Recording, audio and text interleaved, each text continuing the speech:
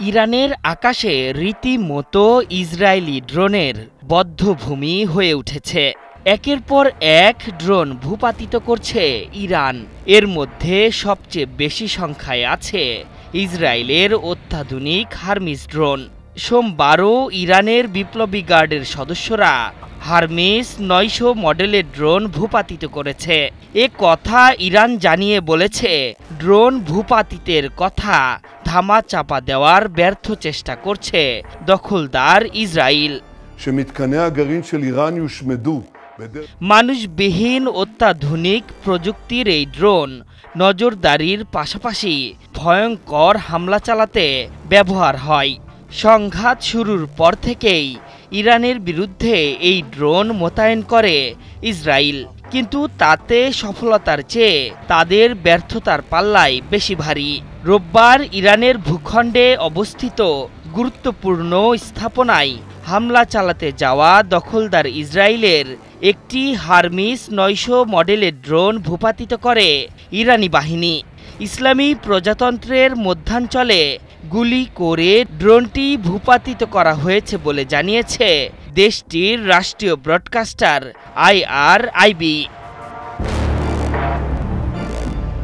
রোববার রাজধানী তেহরানের দক্ষিণে মার্কাজি অঞ্চলে ইসরায়েলি হারমিস ৯০০ মডেলের ওই ড্রোনটি ভূপাতিতের দাবি করেছে IRGC। তারা জানিয়েছে, দেশীয় বিমান প্রতিরক্ষা ব্যবস্থা মোতায়েন করে তারা ড্রোনটি ভূপাতিত করেছে। দুই দেশের মধ্যে চলমান উত্তেজনার মধ্যে এ নিয়ে এখন পর্যন্ত দুটি ড্রোন নামানোর কথা জানালো ইরানের বিপ্লবী গার্ড বাহিনী।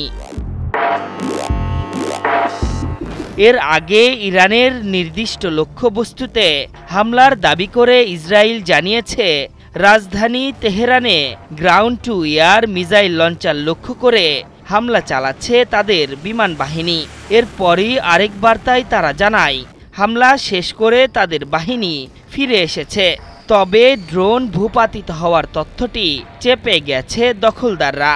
নেতানিয়াহুর বাহিনী বিষয়টি চেপে গেলেও হারমিস ভূপাতিতের খবর জানিয়েছে ইরান।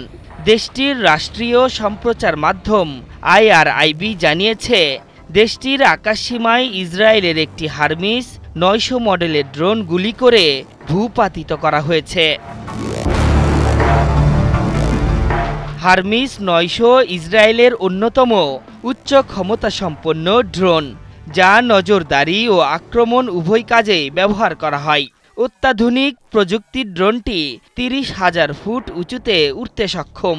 সেই সাথে ৪৫০ কেজি পেলোড বহন করতে পারে ড্রোনটি, যার বাজার মূল্যও আকাশ ছোঁয়া।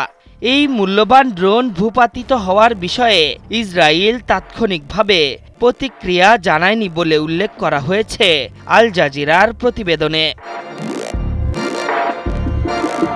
এবারই প্রথম নয়, এর আগেও আরেকটি হারমিস ৯০০ মডেলের ড্রোন ভূপাতিত করার দাবি করেছিল IRGC।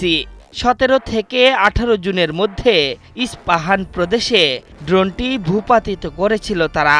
এরপর সেই ড্রোনের ধ্বংসাবশেষের ভিডিও প্রকাশ করা হয়।